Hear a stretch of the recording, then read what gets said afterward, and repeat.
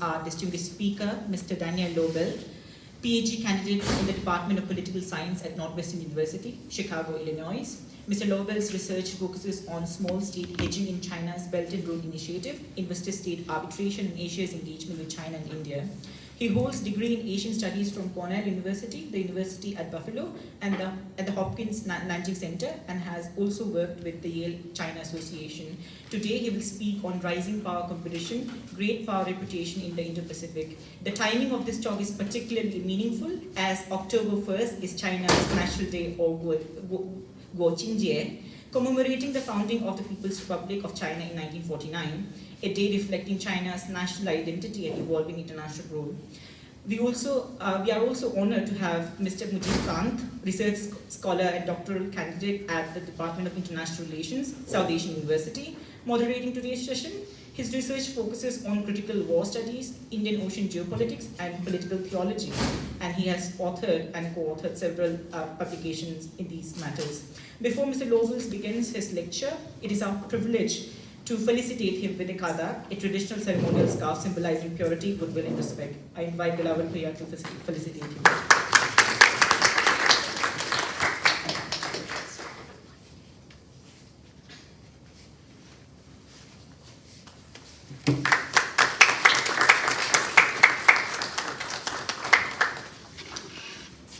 Please join me in warmly welcoming Dr. Daniel Lobel again.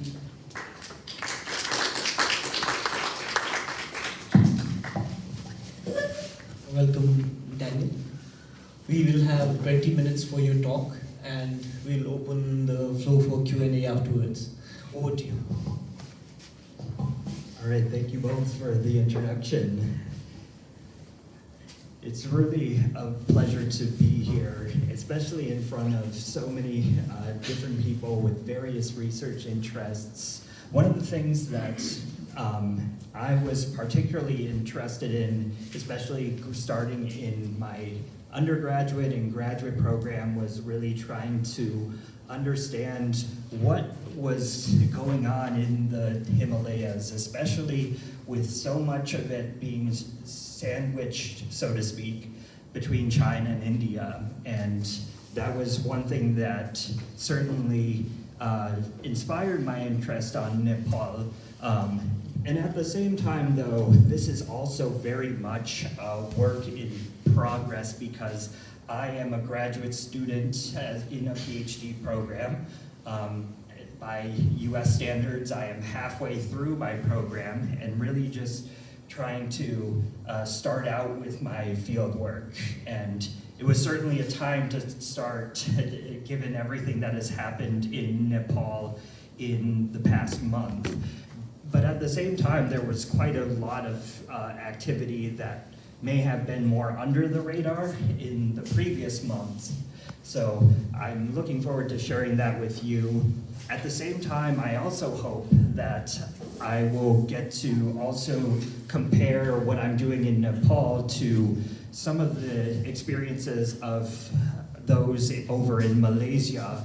And I'll talk a little bit more about why in a bit.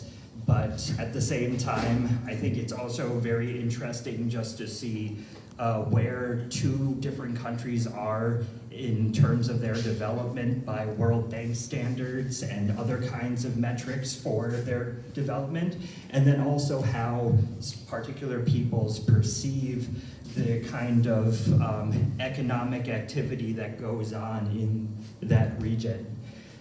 So, as you can see, there's a different title here, and that is because I like to workshop with different things, and I also like to invite the audience to share towards the end about these things. But basically, I wanted to look at these through the lens of the people on the ground in these smaller countries, and also trying to figure out how they see investment and ideas about hegemony. You could also call it domination instead of hegemony. I think that in itself is justified too.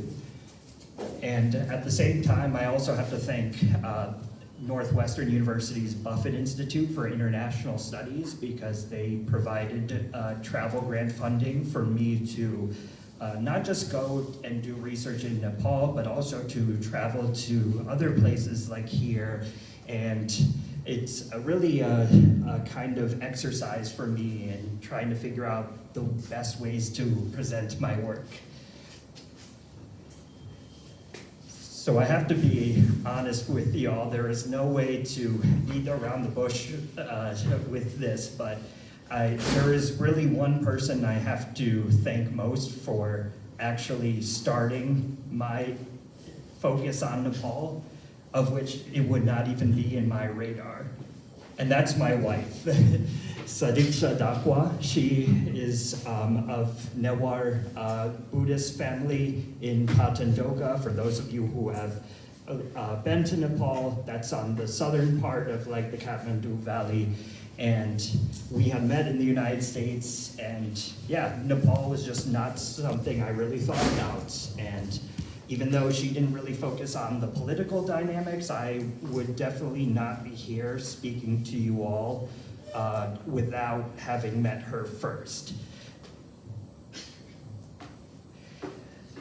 And one of the things when we think about the ideas of hegemony is largely going back to both Narendra Modi as well as Xi Jinping, and thinking about ways to interpret hegemony. But ultimately what these things boil down to is saying that basically, yes, India is rising economically, at least from the perspective of Nepalis looking outward.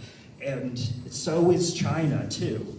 And some ways that they try to frame it is saying, well, yes, we are ascending, and yes, we're having more presence in our respective regions of the world, but ultimately this is for the better. This is going to be different from the United States or the British Empire before, things like that. So I just wanted to play this from the interview during his recent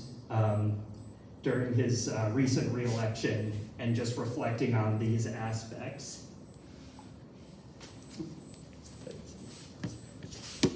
Oh, does it not play with that? Or?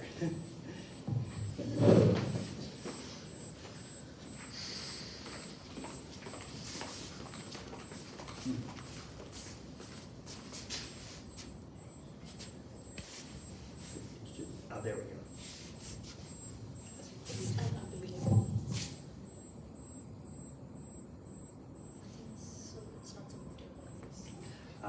Well, that's okay. We can just go by what's on the text here, but I think the important thing here is essentially saying the neighborhood first, especially in what's most applicable to the different Nepali people that I have interviewed.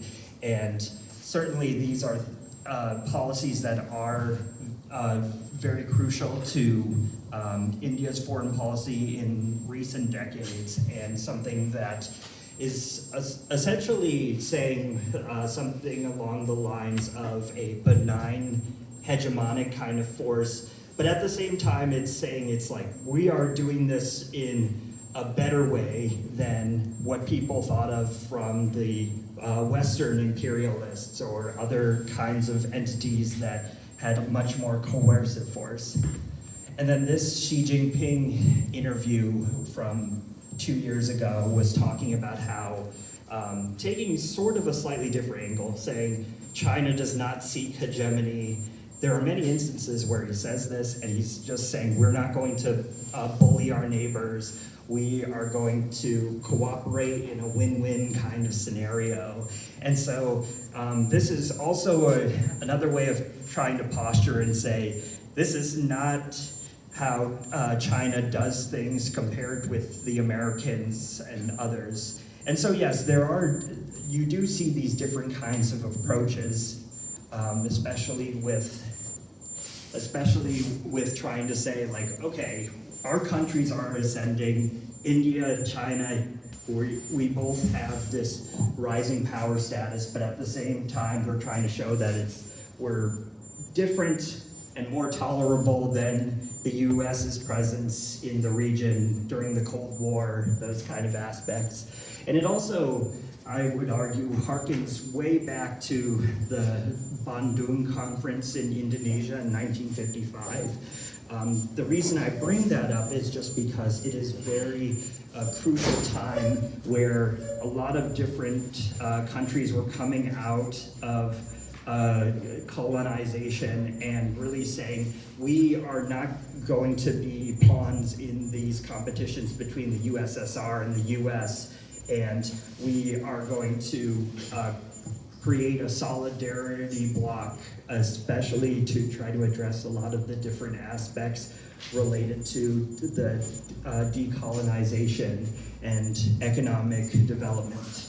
And so even if the Bandung Conference is not explicitly talked about under like Modi or Xi Jinping's address, I would definitely argue that they are very much defining the context in which they're trying to show that their ascendancy is better than how other hegemonic forces postured their influence in the previous decades. And at the same time, because the USSR collapsed, the onus is very much on the United States and trying to create a comparative basis and from which to say we're definitely not like the Americans in this region.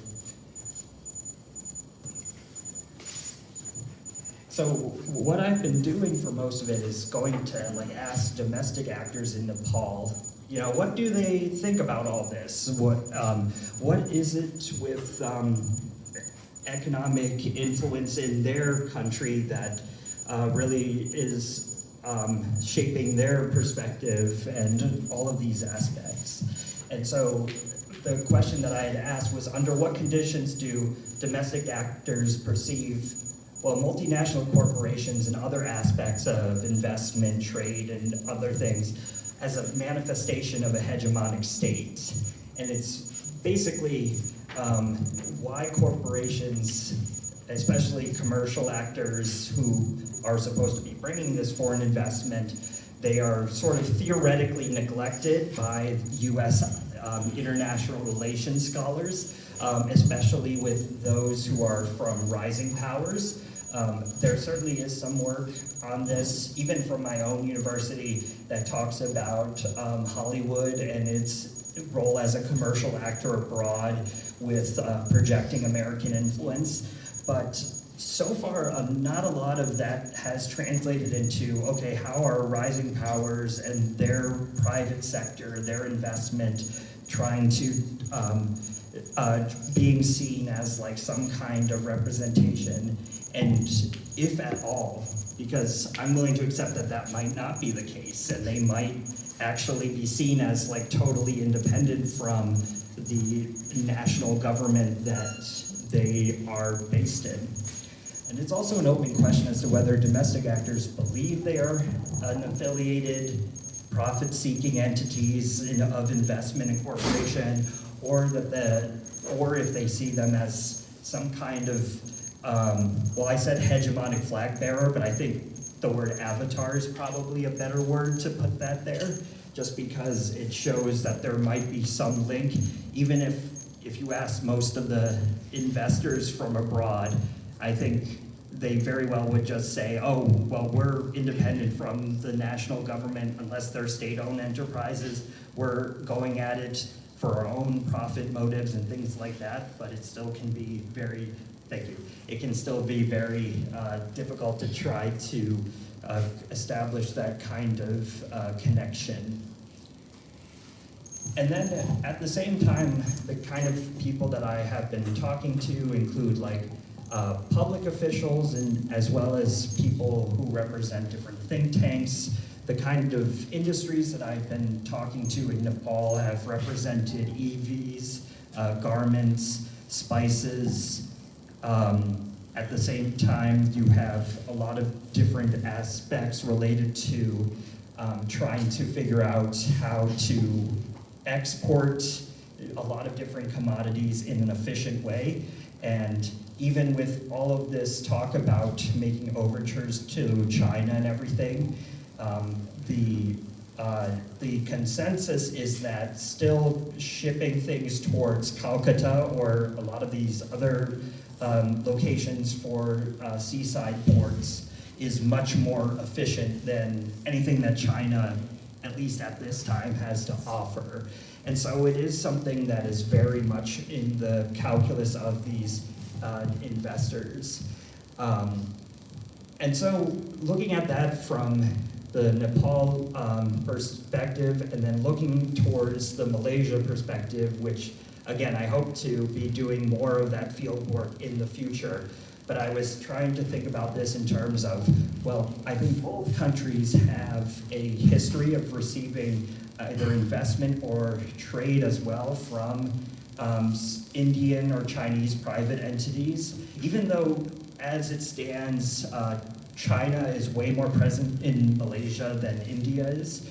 Although at the same time, there has been like this historical tradition of a lot of circulation of capital and commodities that go back towards the days of the British Empire as well. And so looking at the big theoretical picture here, it's basically talking about how focusing typically on US corporations and hegemony, and then going from that foundation in the international relations literature and moving it over to the lens on like rising powers, and it doesn't necessarily have to be China or India too. I also think that this could very well apply to most countries under the BRICS, as well as people that they engage with in their immediate neighborhood. So you could also say this could be a situation with Brazil and its relations with countries such as Paraguay, Bolivia, these countries in South America. And then you can also transpose it to other places in regards to conceptualizing hegemony. And at the same time, an important aspect is that a lot of these things have been focused on in other fields. Certainly history has spent a lot of time on the British East India Company and other kinds of merchants. I was even reading a book on my way here to Delhi about the Chola Empire and the 500 merchants, which was like a collective group that had a lot of interaction with Southeast Asia, more so than the actual state, if you want to call it that, of the Chola Empire itself. And so I think that was interesting to see how like a pseudo-corporate entity was very much engaged in a lot of this South Asia, Southeast Asian kind of circulation of trade and capital, even in ways that go beyond the arrival of the West in several respects. Unfortunately for international relations and political science, they don't necessarily focus on these kinds of these state investor companies or like their influence as much. And I think only recently they've tried to call attention to that. For example, Swati Srivastava, who is an alumni of my program at Northwestern, she focuses on hybrid sovereignty and looks at Blackstone, the British East India Company, and all other kinds of like kind of private, kind of like state entities that have existed in the last 200 years or so. Thank you.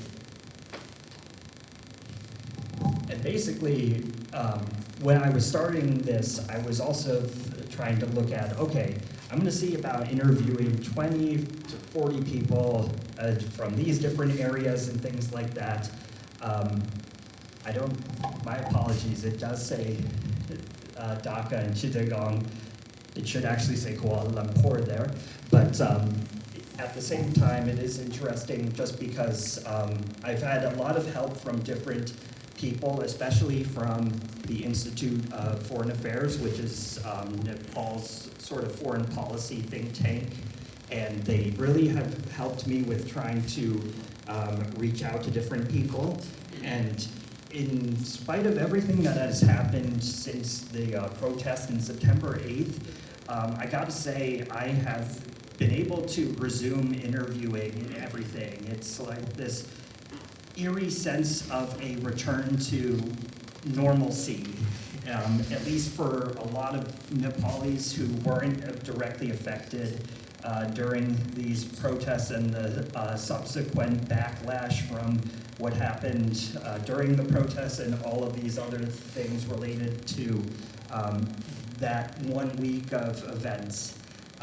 So I am thankful that I've had a lot of people who can help me along the way, not just with my wife and her family, but as also like a lot of different people who are very enthusiastic about where Nepal stands, even in a kind of moment that may not seem like it has much of a foreign dimension from the onset, especially because it was mostly a lot of domestic issues that were motivating these protests. But at the same time, I think it ultimately still has connection in terms of how the overall sentiment becomes shaped through its interaction with both the national government in Kathmandu, and then also with specific foreign entities from abroad, whether they be investors or they be government officials. I think in many ways these conversations still keep coming up despite the domestic aspects of the recent protests. And then I've, of course, been doing a lot of snowball sampling, like asking who else do you think I should talk to and everything. And sometimes it doesn't always work out that way, but really helps to utilize social media and just find people on LinkedIn. I've also been trying to utilize my broken Nepali to try to listen to podcasts and figure out what people listen to, and that has also really helped me with figuring out who to talk to, because there are plenty of YouTube channels that have interviews in that language, and it's also been a really great source of figuring out, okay, who has like similar interests that I do, and what can they tell me about this situation, and what's their perspective with the private sector, either in Nepal or abroad. So, especially because this kind of research is very much in like a nascent phase, I'd especially welcome your suggestions, regardless of whether you're an undergrad or graduate student. I think all of this advice that you could present could be very valuable, especially if you have experience, not necessarily in Nepal, but in another small country, and like trying to figure out how to make this project a little bit more rigorous.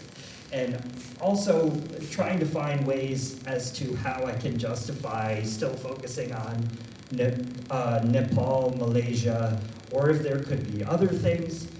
At the same time, if there might be other industries that you think I should focus on, especially in regards to the kinds of private sector engagement from abroad in China or India. I also welcome any other thoughts about domestic actors who might also have a very unique perspective, especially if they are in like a particular industry, economic sector, or if they are in some kind of government capacity. And then also, is there something I should also be looking into? Is there a different kind of angle I should be looking at this project from?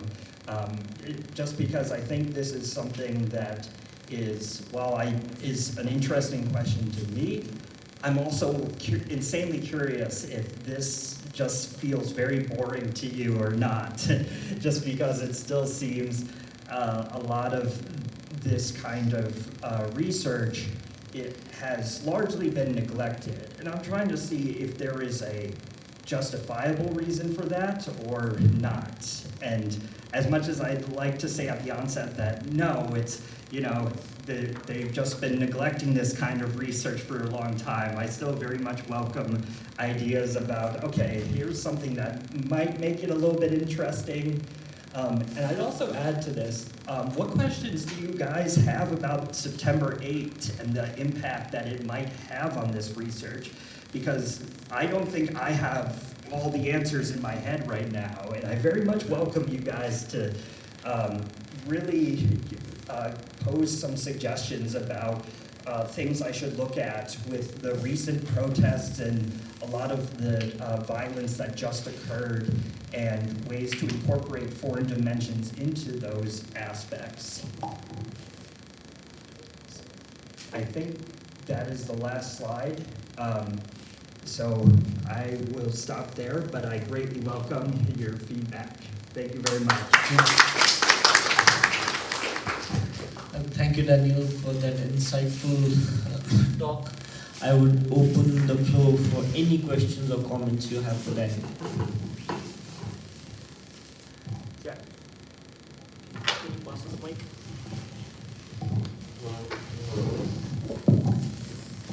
First of all, thanks, Daniel sir, for wonderful arrangement to the I department. I am from LLM, FLS, the country law.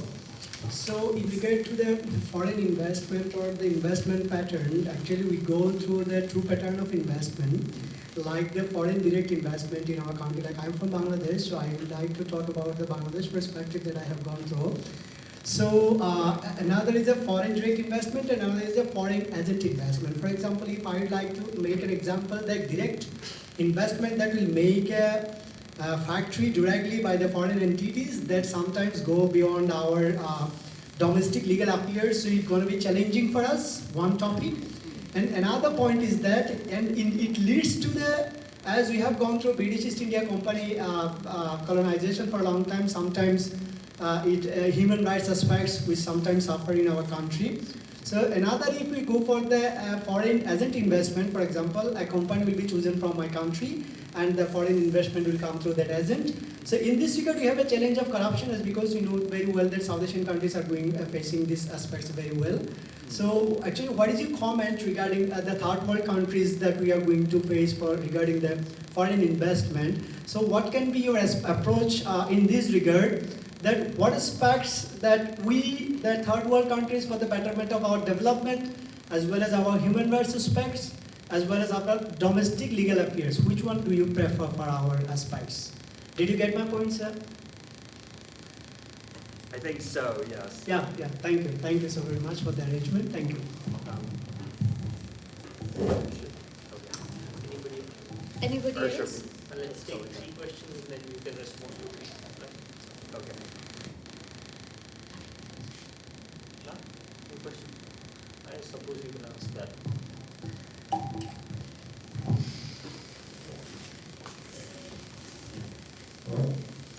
So I just want to take a step back from the question you're asking, just because I think it also is a lot to do, and this is not a term that I really used in the presentation, but in terms of solidarity building and having different states that share common experiences over the past several decades with development aspirations, both successful and failed experiments with development. And so when it comes to trying to figure out how to move forward, especially in regards to the kind of things that are much a very open question about FDI and the advantages, I think it's mostly in regards to the kind of human rights framing, especially because these kinds of aspects are what show that somehow the ascendancy of states such as India or China are going to present a better track record than what the US has left in the past several decades. And of course, there's plenty of disagreement that can be made for both sides of these kinds of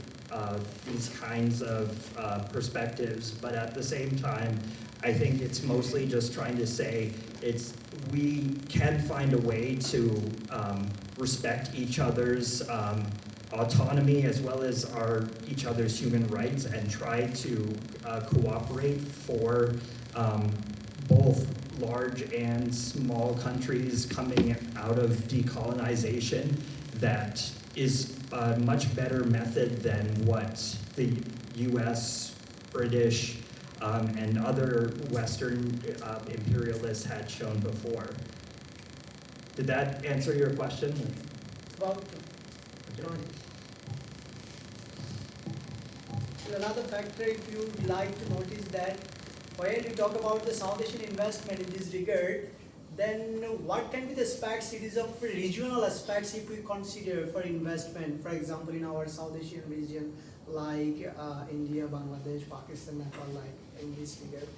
What can be the regionalism aspects of investment? If you have Perhaps any aspects. after the guy, the next guy. But I'll write that down so I remember.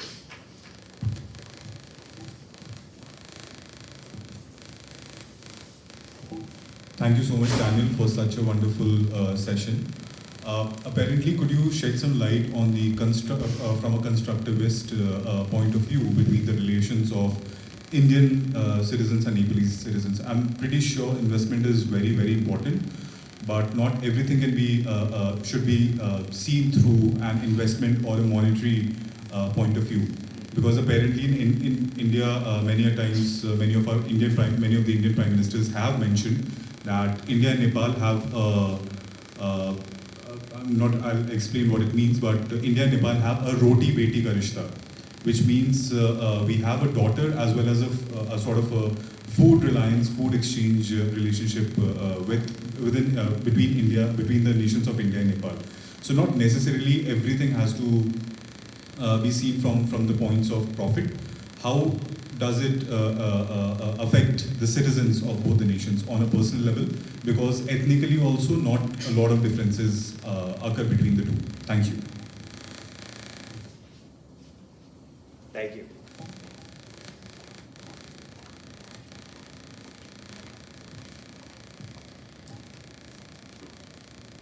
I guess that's all the questions for right now.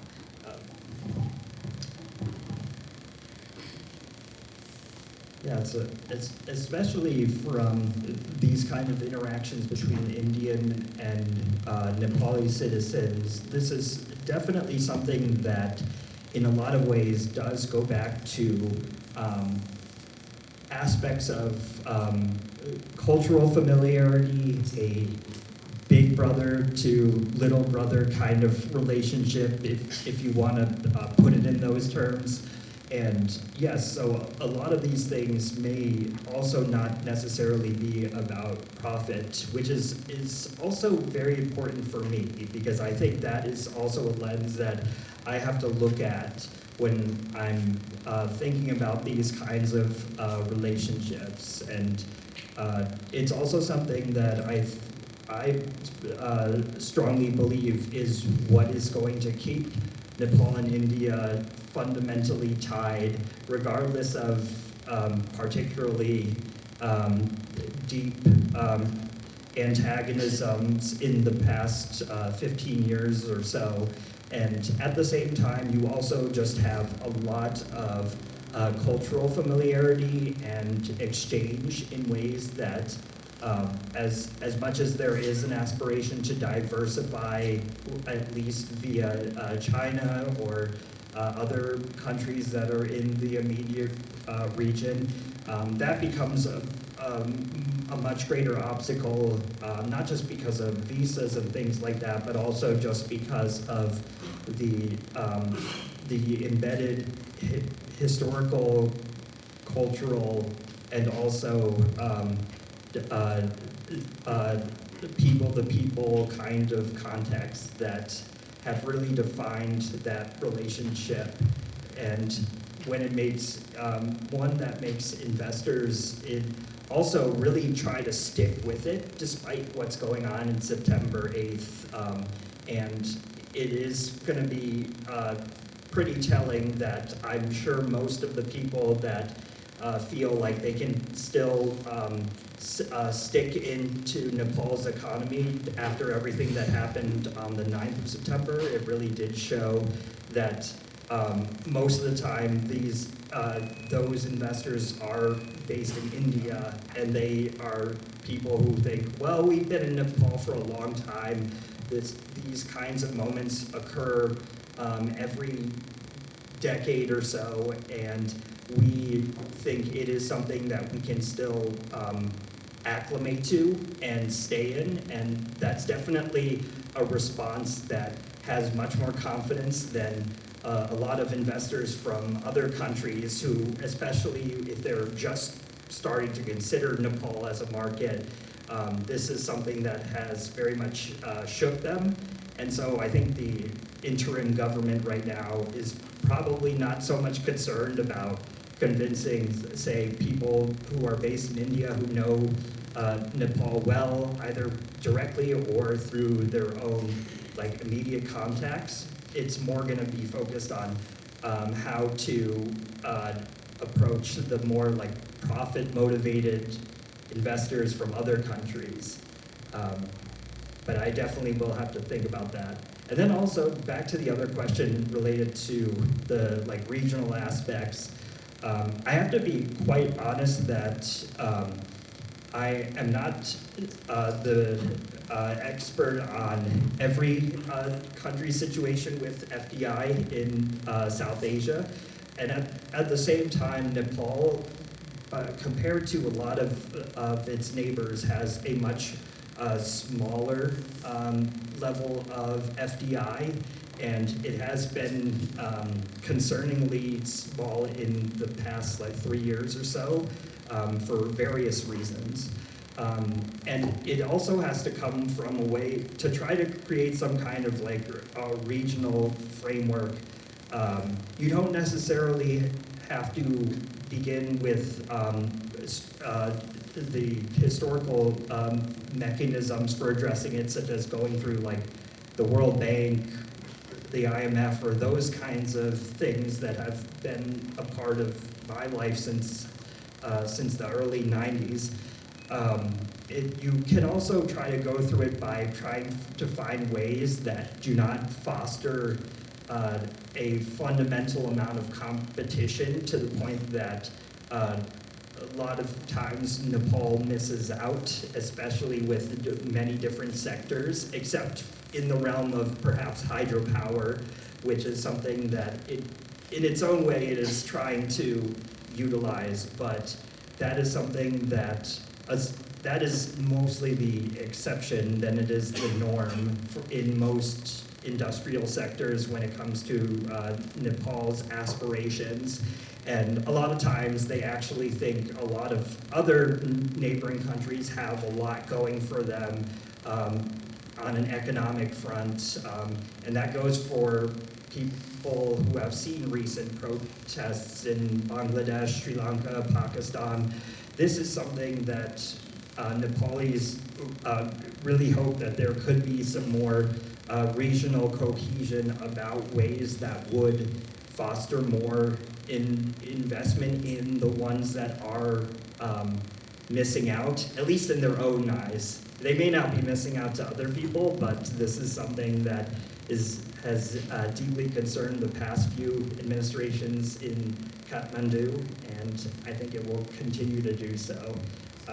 So I hope that has addressed both of your questions, but feel free to interject.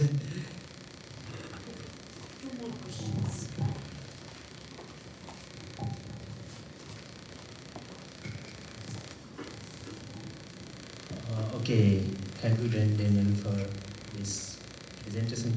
Actually, I am from Nepal and I am doing PhD here in Media Arts and Design. My name is Vishnu. Actually, one thing I couldn't get that you choose the two places, which is Malaysia and Nepal. And you are trying to like link with money, foreign money, we can say like investment. I'm not saying the investment, because there are fundamental differences Yes. in Nepal and Malaysia. Maybe in Malaysia, I don't know, you are doing research, but Malaysia, most of the funds coming as a FDI. But in Nepal, if you go and the most of the like foreign fund that is coming through the development aid. So how could you like validate your like, maybe you have to go to the not unidirectional mode, maybe you have to follow multi-directional mode in the research, I don't know. That actually I have seen a problem. I don't know, you can define. And another thing is in Nepal, whatever FDI is committed, that there is a commitment of FDI, that is maybe 10% or less than 10% it is coming in Nepal. So most of the research, whosoever done, that is somehow I can say I was a business journalist there at least for 15 years. So I know we are missing the point.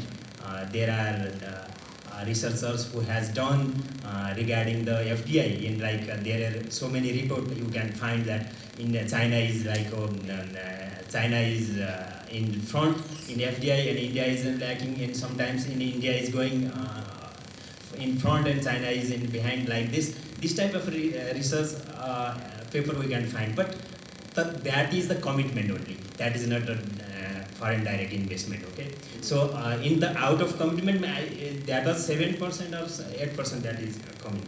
That is also another problem. And then another thing is what happened in this recently in Nepal Gen Z protest. It is also, I don't know, you were trying to say something but I couldn't get that point. Maybe if you are thinking like in what happened in Tunisia and the Arab Spring started because of the MNCs and foreign direct investment, and so many foreign company, they control their economy, and then the youth uprising happened there, and that actually spread all over the Arab countries a decade ago. But in Nepal, the Gen Z, they came in the street not because of this foreign investment and others are capturing our economy. It is because of they are raising the voice of anti-corruption and the questioning the own leader. It is not related to the foreign investment. And that I would like to clear. And actually, maybe you also wanted to listen from the Nepali guy who can say the viewpoint of Nepali guys. So that's why I just wanted to share this. Thank you. Good evening, sir. Sir, you need to switch to the previous slide, the methodology slide for it, because I had a doubt from that particular slide. Yeah. If the study focuses primarily on cities of Nepal and Malaysia, why is Chittagong and Dhaka there? Because I think they belong to the Bangladesh. I think they belong to Bangladesh. Typo, sorry. but you're absolutely right. I mean, this is also something because just trying to figure out where.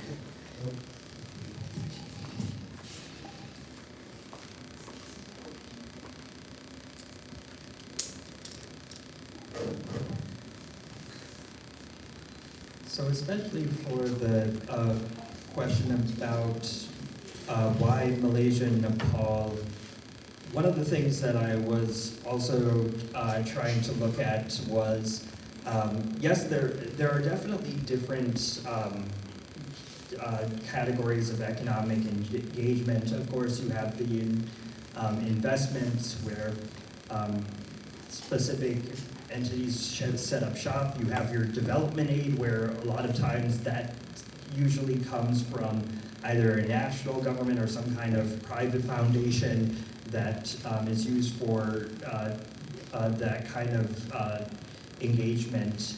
And I suppose it was in those kind of differences why I chose two countries, simply because it may show some kind of at the very least, correlation between like what kind of categories of economic engagement from foreign sources is out there, and how does that impact the overall sentiment of people on the ground? And is it something for the more positive, saying that it's like, oh, well, yes, there's a lot of FDI being thrown at Malaysia, especially from China and other sources, but I'm still trying to also figure out that kind of perspective when comparing that to Nepal and its own experience with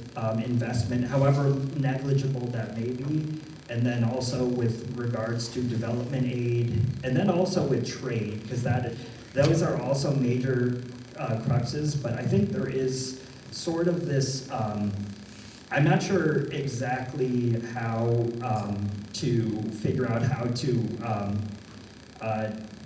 get across the perspective for different Nepali people on like what exactly is going to pursue some more favorable perspective on a certain foreign entity, and does it matter what kind of source of economic engagement there is.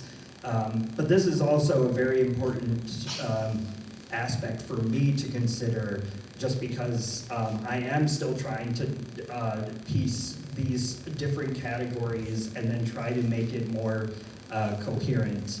And I especially hope that by the time I go to Malaysia, I'll be able to actually try to go through these ideas and figure out how to categorize them. So yeah, that was a very long-winded way of responding to your comment, and it's basically my way of showing that I need to reflect better on this and also figure out ways to see how there could be some common ground between those two countries. And then in regards to the Gen Z protest, I am aware that this is about corruption. I think what I was calling attention to was if there could also be some kind of sentiment either towards specific foreign investors or other things that could also be specific things that the interim government is dedicating their time towards addressing, especially because there were certain businesses that were ransacked, but at the same time, I wouldn't say that it was always intentional. Sometimes, especially if it was one of these like vehicle showrooms or things like that, what with Tata and other automotive companies from India or other countries, I think most of the time that was just because they happened to be in the wrong place at the wrong time. But it is something that I still am trying to work out with my committee of professors. I got 3 people that I have to keep abreast of the situation in Nepal while I do research, and I've been trying to figure out, should I just keep going on this similar trajectory and just say that this is largely a domestic issue related to corruption, and there doesn't seem to be too much effect on the overall perspectives on foreign economic engagement, investment, what have you? Or should I try to see if maybe there is something related to perhaps who decides to stay after all of this happens in terms of their presence in Nepal? And like I was saying before, most likely that will be Indian firms that are very accustomed to being in Nepal from the get-go and are not going to, at least unless they are directly targeted, they are not going to be fazed by this. But the investors of other countries or sources of aid trade, they might be affected on the other hand.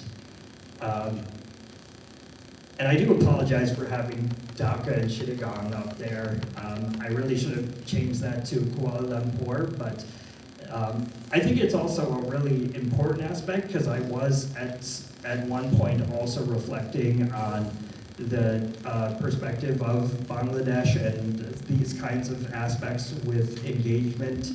I think what fascinated me about Malaysia is I think there was even more of a drastic difference.